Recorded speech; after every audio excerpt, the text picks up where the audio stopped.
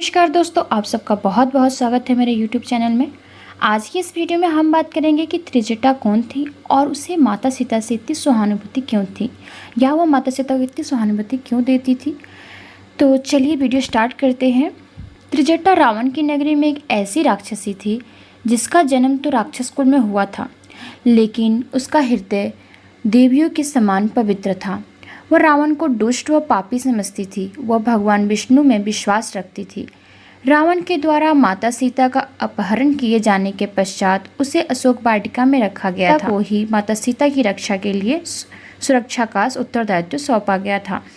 उस समय उसने अपनी बुद्धिमत्ता के साथ माता सीता को संभाला था। त्रिजटा के जन्म के बारे में वाल्मीकि रामायण व तुलसीदास की रामचरितमानस में तो नहीं बताया गया है, लेकिन कुछ अन्य भाषाओं में त्रिजटा के बारे में भिन्न भिन्न विवरण सुनने को मिलते हैं। सबसे प्रमुख मान्यता के अनुसार त्रिजटा को रावण के छोटे भाई विभीषण व उनकी पत्नी शर्मा की पुत्री बताया गया है। कुछ अन्य रामायण में त्रिजटा को रावण और विभीषण की बहन के रूप में दर्शाया गया है। किसी भी बात को प्रमाणिक तौर पर नहीं कहा जा सकता, लेकिन यह निश्चित है कि उसका जन्म एक राक्षस कुल में हुआ था। फिर भी उसके अंदर राक्षसी प्रवृत्ति के गुण नामात्र थे। वह हमेशा माता सीता की सच्चे मित्र के रूप में याद की जाती हैं। जब रावण छल के द्वारा माता सीता को पंचवटी से अपने पुष्पक विमान में उठाकर ले आया, तो उसने माता सीता को अशोक वाटिका में रखा। रावण के द्वारा माता त्रिजटा को ही सीता जी की सुरक्षा सौंपी गई। वह सभी राक्षसियों का प्रमुख बनाया गया। रामायण में त्रिजटा की भूमिका भी यही से शुरू हुई थी, जिसमें उन्होंने स्वयं के चरित्र को ऐसा दिखाया है जिससे वह आम जानों के दिल में हमेशा के लिए बस गई। जब माता सीता रावण के द्वारा अपहरण कर लंका में लाई गई, तब वह अत्यंत विलाप कर रही थी। साथ ही अशोक वाटिका में अन्य राक्षसियां उन्हें तंग कर रही थी। यह देखकर त्रिजटा ने अपनी बुद्धिमत्ता से बाकी राक्षसियों को चुप करा दिया था। वह माता सीता को ढांढस बंधाया था। त्रिजटा के कारण ही माता सीता को उस राक्षसी नगरी में रहने की शक्ति मिली। वह उनका विलाप कम हुआ। वैसे तो माता त्रिजटा रावण की सेविका थी, लेकिन वह भगवान श्री राम की विजय में विश्वास रखती थी।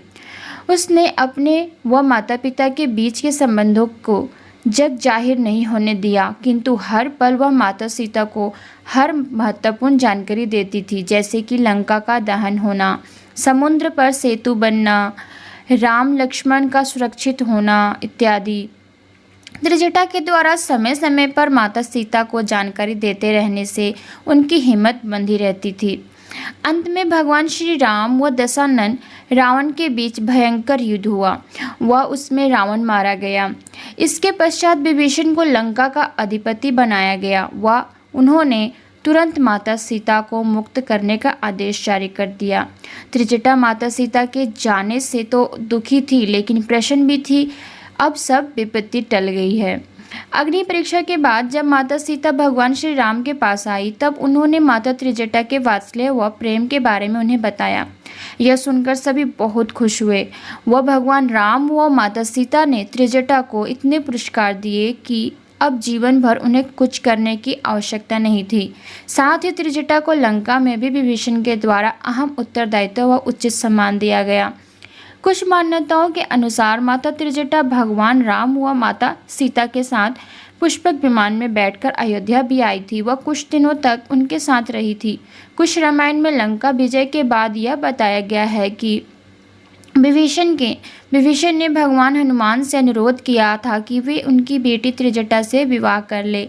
इसके बाद हनुमान ने त्रिजटा से विवाह किया, उन्हें एक पुत्र तेगनगा प्राप्त हुआ।